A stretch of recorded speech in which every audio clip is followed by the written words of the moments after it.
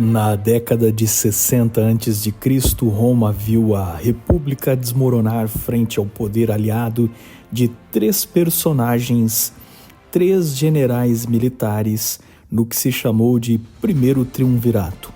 Mas, a seguir, estes rivais disputaram quem teria o poder de um ditador. Esta é a história de César, Pompeu e Crasso, além de outros homens brilhantes como Cícero e oportunistas como Antípatro, o pai do famoso rei Herodes. Você está no canal Observatório 7, onde a história é contada de forma única e exclusiva, descrevendo de forma interdisciplinar os acontecimentos em vários lugares diferentes. Em nossa série sobre a Idade do Ferro, 7 assuntos dominam o nosso canal, sendo eles a história, arqueologia, antropologia, filosofia, teologia, ciência e arte. Curta, compartilhe e se inscreva, acionando o sino de notificações abaixo do título, a bibliografia. E lembre-se, este vídeo está repleto de generalizações e simplificações, correspondendo à proposta do canal de um diálogo com a filosofia cristã. As imagens utilizadas foram pesquisadas aleatoriamente e não são usadas de acordo com seu contexto original, e sim reinterpretadas no nosso próprio texto e narrativa.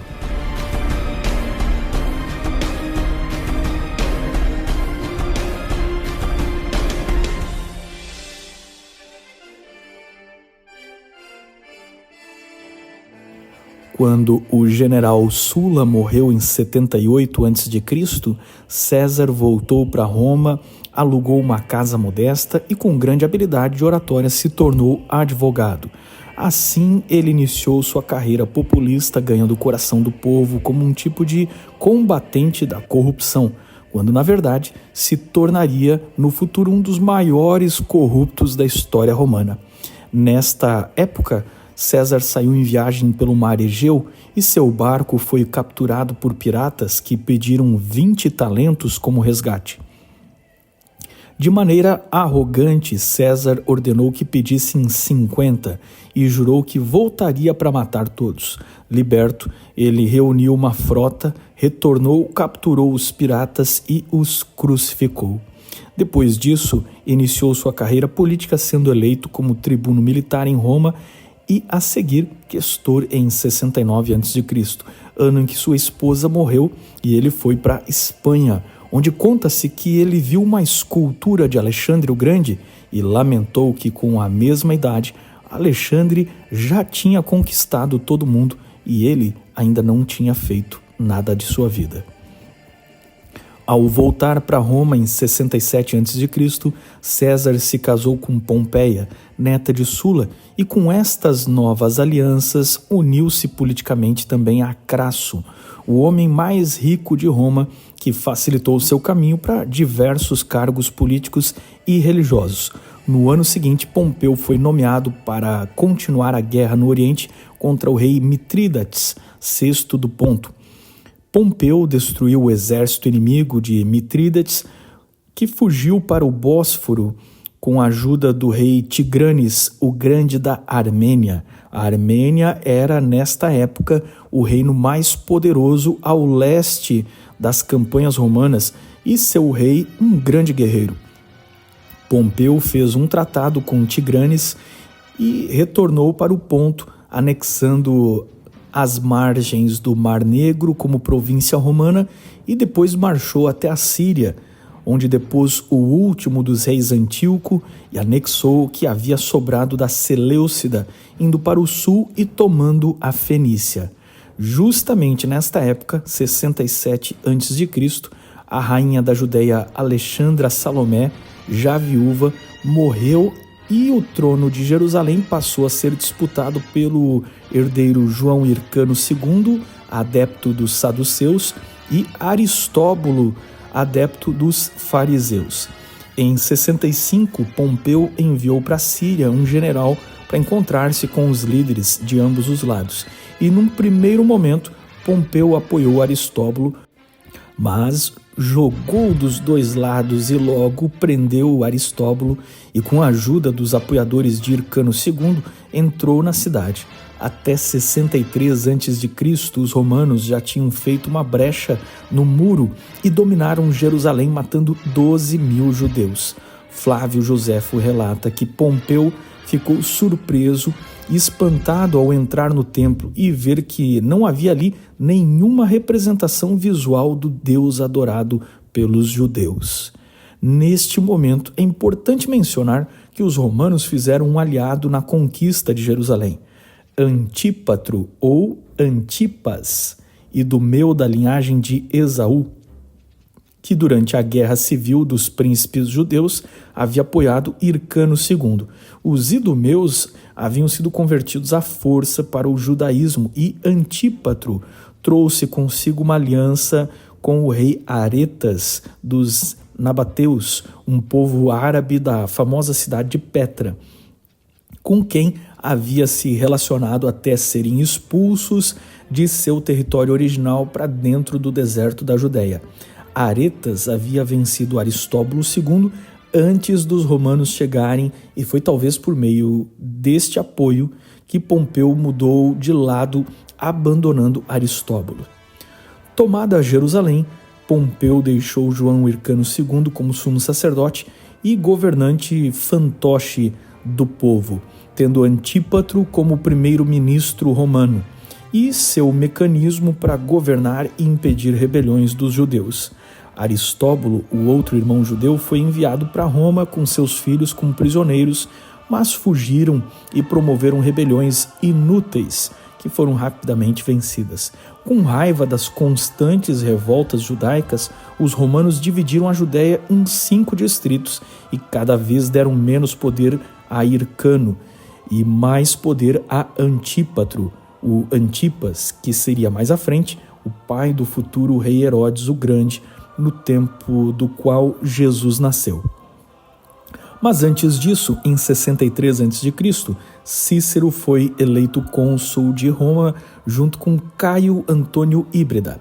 Foi neste momento que Cícero desmascarou a conspiração de Catilina, que intentava derrubar o governo romano com ajuda estrangeira. Cícero entrou para a história de Roma como um advogado que veio a se tornar estadista, bem-sucedido, patriota e o mais devoto defensor da República. Em geral, ele era opositor de César. Ele foi incontestavelmente o maior orador de seu tempo. Com poucas palavras, Cícero tinha a habilidade de comover multidões e emocionar os juízes.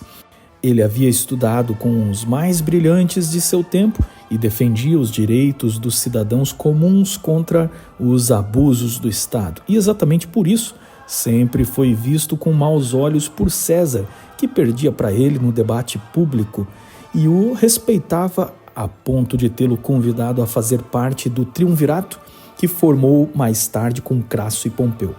É claro, Cícero recusou a oferta de César, pois considerava que o poder dos generais era um ato do mais puro antirrepublicanismo possível. Com seus aliados ricos, César tornou-se governador da Espanha a partir de 62 a.C., usando seu cargo para ficar com imunidade judicial, já que as autoridades miravam nele, que estava totalmente endividado. Crasso pagou metade das dívidas de César e foi fiador do restante. Em 60 a.C., César finalmente concorreu a cônsul, o mais alto cargo político de Roma.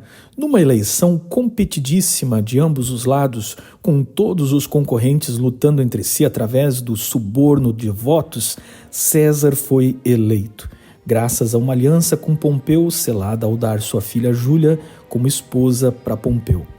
Alguns acreditam que César fez isso não apenas como aliança, mas como um tipo de pedido de desculpas a Pompeu, que havia se divorciado de sua antiga esposa ao voltar das guerras, na qual se diz que Múcia Tércia, filha de alto sacerdote romano, era amante de César e foi o pivô do divórcio de ambos. César era famoso como sedutor, tendo tido várias amantes entre mulheres ricas de Roma e esposas de políticos, que ele usava para manipular os maridos, inclusive a esposa de Crasso, que já mencionamos ter pago metade das dívidas dele, quando, na verdade, foram de partidos políticos totalmente opostos. Assim, César era popular, mas falido financeiramente. Crasso era rico, mas não era popular e famoso. E Pompeu tinha dinheiro e soldados, mas não tinha terras para os seus soldados que estavam descontentes, e isto o fazia impopular. A aliança destes três foi chamada de Primeiro Triunvirato e serviu para que eles beneficiassem uns aos outros em suas ambições. César mediou o relacionamento de Pompeu com Crasso, que conseguiu sua guerra contra os partas e sua oportunidade para obter fama e glória, enquanto Pompeu obteve as terras que precisava para os seus soldados graças aos favores da administração de César, agora cônsul. E César, em troca, obteve apoio militar de ambos para governar e conquistar a Gália, na esperança de obter despojos de guerra, pagando suas dívidas e obtendo uma fortuna. Em 58 a.C., iniciaram as guerras de César contra os gauleses, no território onde hoje é a França até a Bélgica. Sua experiência produziu uma série de livros onde César nos descreve o pouco que sabemos sobre a cultura dos celtas, chamados de gauleses pelos romanos. A guerra iniciou quando os celtas helvécios, que moravam na região da Suíça, pediram para migrar para a Gália Central, e César simplesmente mentiu que eles estavam invadindo e os roubou e sujeitou à servidão. Em 57 a.C., César lutou contra Ariovisto e algumas tribos germanas, empurrando-os ao norte do rio Reno. Em 56 a.C., César bateu as tribos belgas, que deram nome a este país, e até 55 a.C., lutou contra as tribos marítimas da costa atlântica, inclusive com uma ida às Ilhas Britânicas, feito que nenhum exército romano tinha feito até aquele momento. César escrevia cartas aos romanos, contando suas façanhas em terceira pessoa, e com esta estratégia de propaganda atiçava a imaginação do povo e criava ao redor de si um mito cada vez maior. Foi na Gália que César conheceu Marco Antônio, um nobre de juventude desperdiçada que encontrou seu lugar e sucesso na carreira militar. Em 54 a.C., Crasso ganhou o governo da Síria e, com a desculpa de financiar uma campanha contra os partas, saqueou o tesouro do templo dos judeus, o que levou a mais uma revolta judaica em 53 a.C. A seguir, Crasso partiu para o Oriente para enfrentar os partas em sua ambição de conquistar a Mesopotâmia, mas de forma tola recusou a ajuda do rei da Armênia, cruzou o Eufrates sozinho e foi morto na Batalha de Carras, contra forças numericamente inferiores às suas, e assim foi terminando o primeiro triunvirato. Crasso foi capturado e, de forma zombeteira, os inimigos o mataram com ouro derretido jogado na sua boca, para demonstrar como terminava a ganância de Crasso. César ainda lutava contra uma revolta dos celtas belgas liderados por Ambiorix, e Pompeu foi eleito cônsul em Roma com extrema facilidade, tornando-se o homem mais poderoso ao lado dos senadores. O teste final de César seria em 53 a.C., quando os gauleses mais uma vez se levantaram contra os romanos. Os celtas eram grandes guerreiros, mas rivais uns dos outros, porém, se uniram na liderança de seu maior guerreiro, Vercingetorix, que logrou vencer o próprio César na Batalha de Gergóvia. Imediatamente César se refez e o perseguiu até a Lésia, onde os celtas se fortificaram e os romanos montaram um cerco ao redor deles. Vercingetorix mandou um pedido de ajuda aos seus aliados, mas quando os guerreiros chegaram, César havia feito uma segunda linha de muros, paliçadas, fossos e torres que os repeliram. Dentro de Alésia, as tropas de Vercingetorix esmoreceram de fome e relatos de canibalismo chegaram ao grande líder guerreiro, que vestiu sua armadura, montou seu cavalo, deixou a cidade e rendeu-se a César, que o levou para Roma como um troféu. A Gália nunca mais deixou de ser romana até o fim do Império. No Egito, em março de 51 a.C., o faraó Ptolomeu XII morreu e deixou o trono do Egito para os irmãos Cleópatra e Ptolomeu XIII, que, segundo a tradição do Egito, deveriam se casar e dar continuidade à linhagem. No entanto, eles se odiavam e ela queria governar sozinha. A jovem Cleópatra, de 17 anos, era culta, falava várias línguas, conhecia história, filosofia e estava familiarizada com a governança e com os mistérios da religião egípcia e grega. Durante a batalha na Gália, Júlia, a única filha de César, morreu, tendo um filho de Pompeu que também não resistiu. César ficou imensamente solitário e abalado, sendo que, por outro lado, isso distanciou ainda mais César e Pompeu.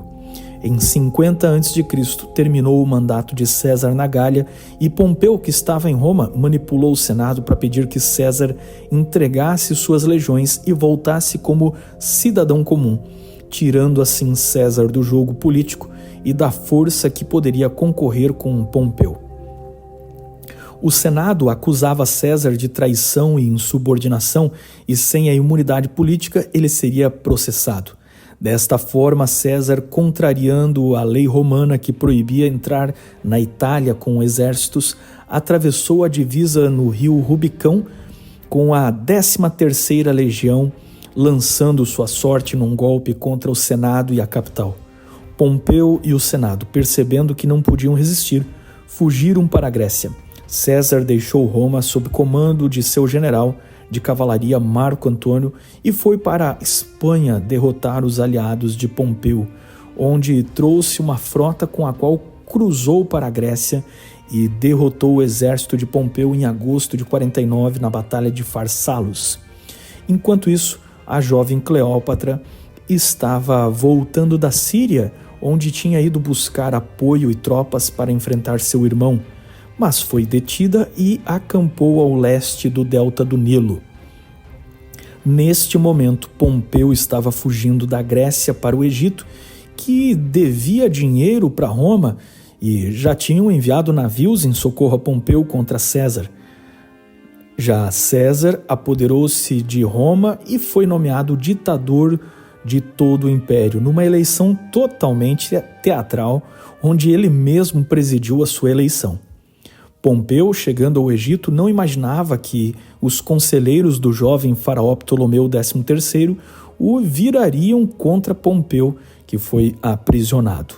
Quando César chegou ao Egito em 48 a.C., indo à caça de Pompeu, recebeu a cabeça de seu antigo genro e lamentou o fim inglório de seu antigo aliado e o atual inimigo. César decidiu ficar no Egito e intrometer-se na guerra civil dos egípcios. Depois da morte de Pompeu, em 48 a.C., Antípatro, o Idumeu, primeiro-ministro da Judéia, mudou rapidamente para o lado de César, que concedeu favores aos judeus, concedendo o título hereditário de etnarca e sumo sacerdote a João Hircano II, mas ainda tendo Antípatro no poder, e este designou seu filho Fazael como governador de Jerusalém e seu outro filho mais novo, Herodes, como governador da Galileia. Você pode se perguntar como Roma, lotada de prostituição, adultério, violência, suborno e todo tipo de corrupção, tornara-se a governante do mundo. Reveja os episódios anteriores e lembre que a luxúria era sustentada por 40% de uma população de escravos com base na exploração dos recursos dos países anexados como províncias romanas. Há, todavia, inegáveis contribuições de Roma para a história que veremos em episódios futuros, mas devemos lembrar de seus pecados, pois eles foram a semente da própria ruína romana. Tudo que é plantado um dia será colhido.